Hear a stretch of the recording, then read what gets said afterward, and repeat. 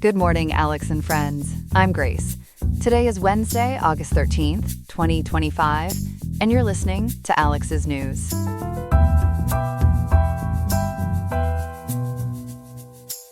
The weather in Riverside today will see a high of 84.7 degrees Fahrenheit with a low of 66.8 degrees.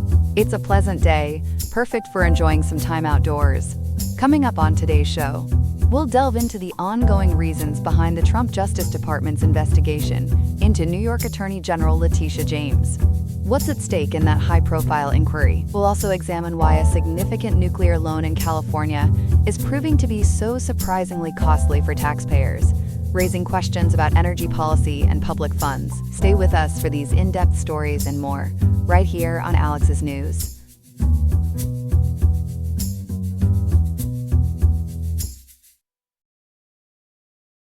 Welcome back, everyone. We begin this morning with some truly significant developments out of the Justice Department. It appears things are getting a bit grander for New York Attorney General Letitia James. For more on this unfolding story, we turn to our very own legal eagle, Ethan. Ethan, what can you tell us about this latest twist? Grace, it's certainly a case of legal fireworks in the Big Apple and beyond. As of today, August 13th, 2025, the Justice Department under President Donald Trump's administration has launched a federal grand jury investigation into New York Attorney General Letitia James.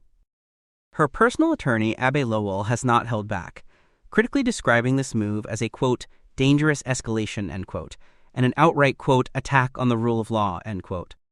This, according to reporting from the New York Times, marks one of the most serious actions taken by the Trump Justice Department against perceived political opponents, seemingly fulfilling long-standing campaign promises of retribution. That sounds incredibly serious, Ethan. What exactly is this federal grand jury focusing on? Well, Grace, the primary focus of this grand jury investigation, which is currently underway in the Northern District of New York in Albany, centers on whether Attorney General James may have, quote, deprived Trump and his adult children of their rights, end quote, during her successful civil fraud case against President Donald Trump and his businesses. According to sources close to the investigation, James's office has received subpoenas specifically seeking records related to that landmark civil fraud lawsuit. And that was the case that resulted in that massive judgment against Trump, correct? Precisely, Grace. That civil fraud lawsuit resulted in a judgment of over $450 million in penalties and interest against Trump, alleging he and his business partners artificially inflated real estate values to secure favorable financial benefits. The federal probe is reportedly examining potential violations of civil rights laws and alleged abuse of prosecutorial power. And as ABC News has uncovered, there is another subpoena also seeking records related to James's separate lawsuit involving the National Rifle Association, or NRA. So these are very specific allegations. How has Attorney General James responded to these probes? Attorney General James, a Democrat, has vehemently denied any wrongdoing. She has asserted that these probes are, quote, politically motivated, end quote, and represent a, quote, weaponization of the Department of Justice, end quote. Her personal attorney, Abbe Lowell, has gone further, calling the subpoenas, quote, improper, end quote, and describing the investigation as, quote, the most blatant and desperate example of this administration's carrying out the president's political retribution campaign, end quote. A spokesperson for James's office has reiterated their unwavering commitment to their ongoing litigation against both the Trump Organization and the NRA. Ethan, is this federal grand jury investigation connected to any other ongoing probes involving Attorney General James?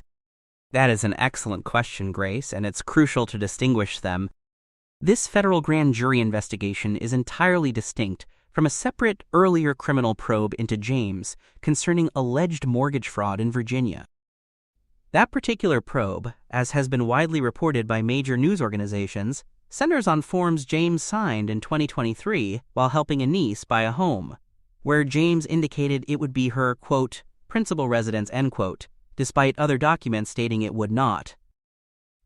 For that Virginia probe, U.S. Attorney General Pam Bondi recently named Ed Martin as a special prosecutor.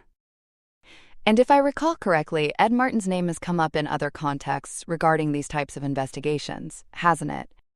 You are absolutely right, Grace. Ed Martin also leads the, quote, weaponization working group, end quote, which was convened by Attorney General Bondi in February 2025.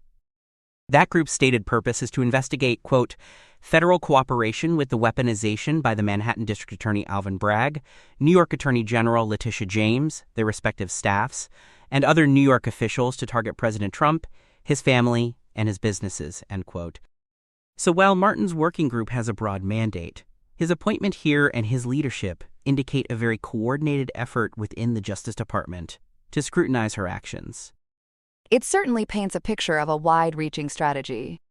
What's the legal basis for this grand jury investigation into James's official actions against Trump, and how common is it? The legal basis revolves around federal civil rights statutes, specifically Title 18 U.S. Code, Sections 241 and 242. Section 241 covers conspiracy against rights, and 242 addresses the deprivation of rights under color of law. These statutes make it a crime for any person acting, quote, under color of law, end quote, meaning state or local officials in their official duties, to willfully deprive any person of rights secured by the U.S. Constitution or laws. The crucial element here is, quote, willfulness, end quote, which requires specific intent to deprive a person of a constitutional right or reckless disregard of a constitutional requirement. However, as legal experts have noted, the application of these statutes in this particular context is considered, quote, uncommon, end quote. Historically, prosecutions under Section 242 have often targeted law enforcement officers for actions like excessive force. There is very limited historical precedent for a state prosecutor being criminally prosecuted under this statute specifically for initiating a civil or financial lawsuit, as distinct from prosecutorial misconduct cases involving, say, concealing exculpatory evidence. Federal courts have set a stringent bar for proving, quote, willful, end quote, deprivation in prosecutorial conduct, making such a prosecution exceptionally difficult. This really does sound like a monumental legal battle brewing.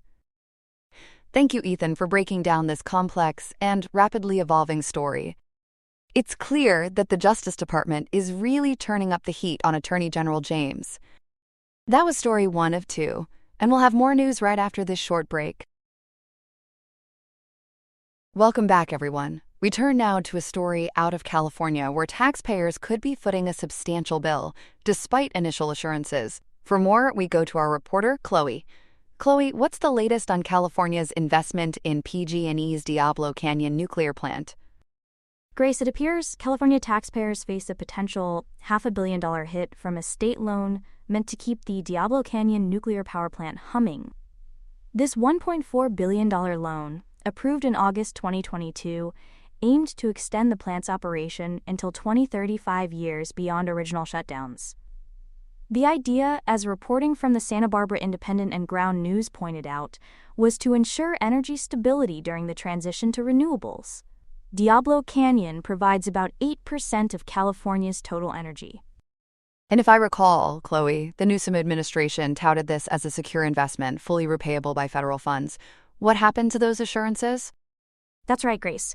The promise was that federal funds from the U.S. Department of Energy's Civil Nuclear Credit Program would cover repayment. However, as Cal Matters uncovered, those assurances appear significantly over-optimistic. It's looking like the state may have to forgive up to $588 million of that loan, approximately 42% of the total. The well of federal funds isn't as deep as projected. $588 million is no small sum, especially with California's budget challenges. What are the specific reasons for this mounting shortfall? Several key reasons, Grace. First, the Federal Civil Nuclear Credit Award was legally capped at $1.2 billion, already $200 million short of the state's loan, as the Santa Barbara Independent reported. PG&E itself applied for even less, seeking $1.1 billion. Then there's a $300 million incentive fee, allowed under state law but not eligible for federal reimbursement, according to the Santa Barbara Independent. That created an immediate gap.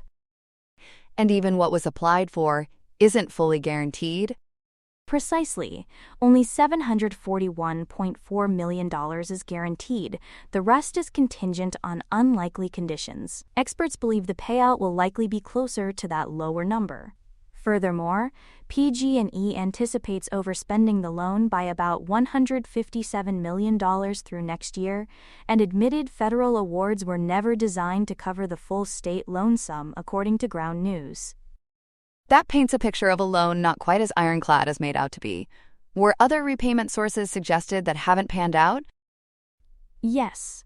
The loan agreement mentioned profits from the plant's final year, November 2029 to November 2030, could cover shortfalls. But PG&E's own projections now show costs exceeding revenue, leaving no profit for repayment, as the Santa Barbara Independent discovered. There was also talk of $63 million from federal funds for spent nuclear fuel storage.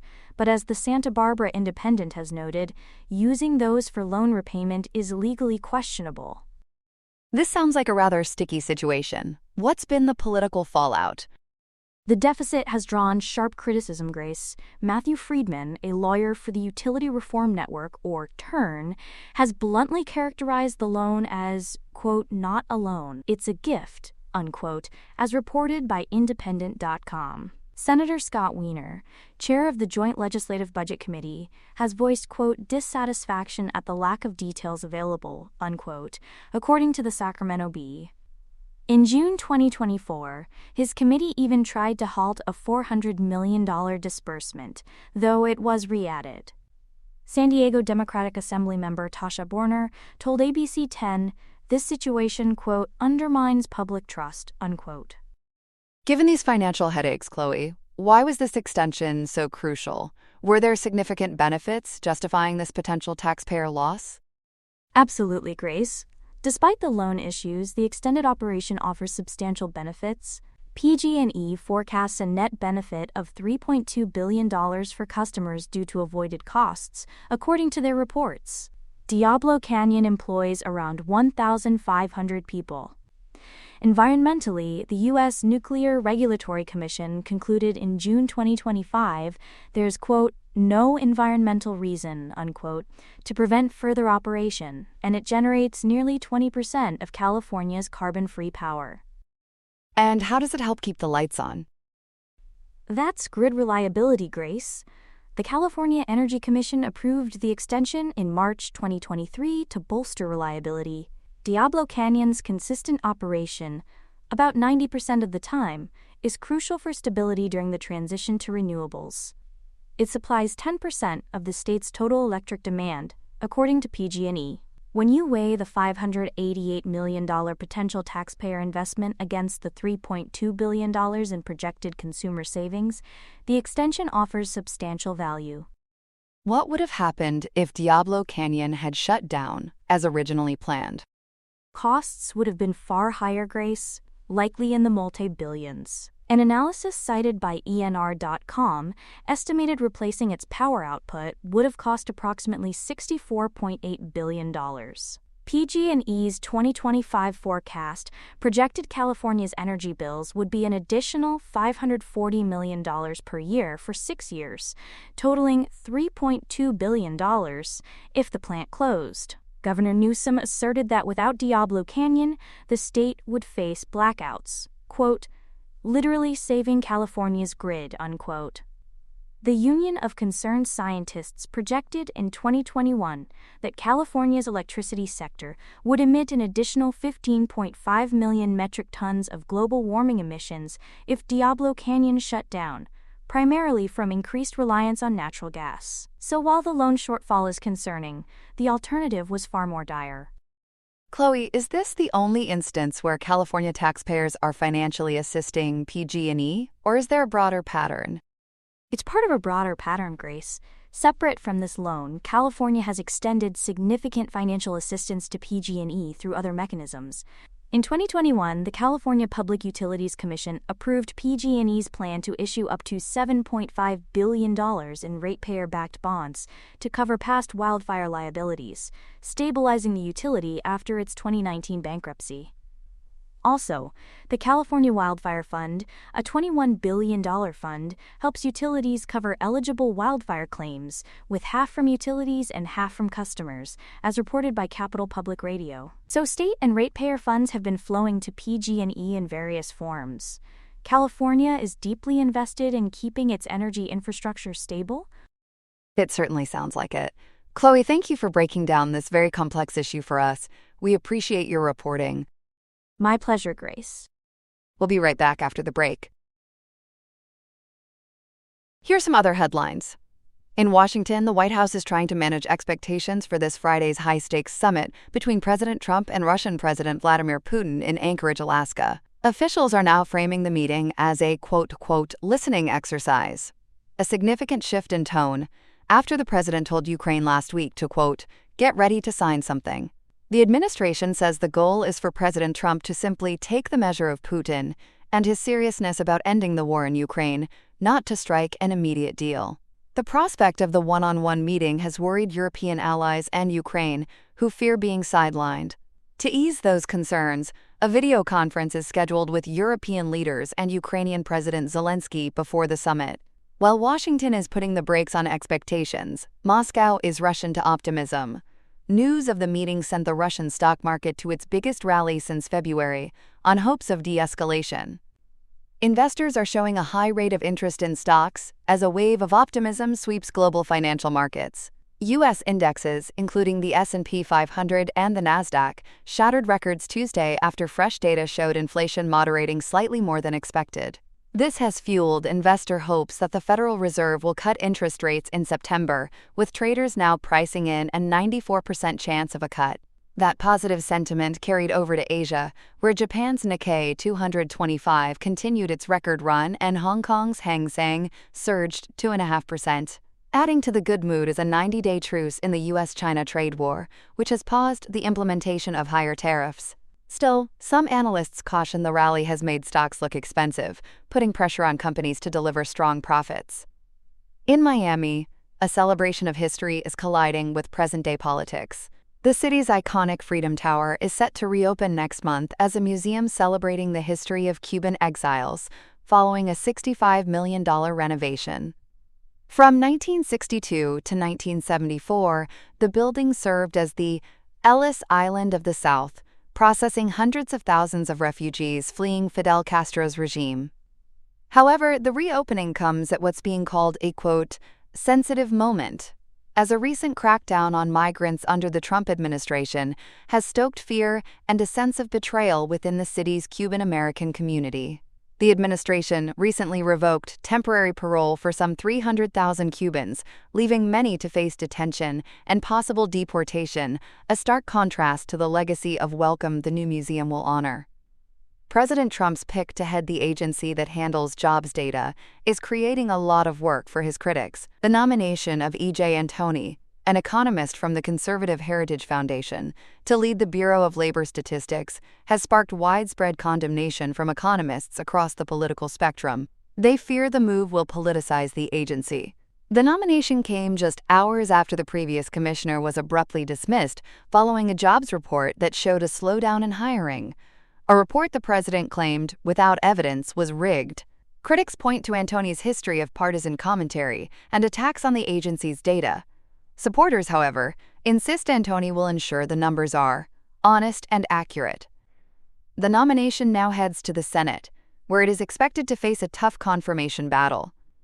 And a federal judge has granted the University of California, Los Angeles a significant, though partial, victory in its standoff with the White House. The judge ordered the Trump administration to restore about 300 National Science Foundation research grants that were abruptly frozen in July. The court found the freeze violated a previous injunction.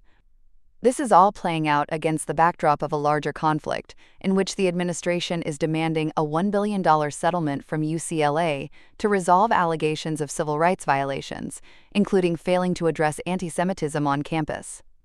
The ruling is a major development, but it does not affect hundreds of other grants from agencies like the National Institutes of Health and the Department of Energy, which remain suspended. That's all we have for now. Today's episode was made by Alexander King with Claude Sonnet 4.0. Gemini Pro 2.5, Gemini Flash 2.5, and Google Cloud Text-to-Speech. I hope you have a great day. I'll see you tomorrow, Alex.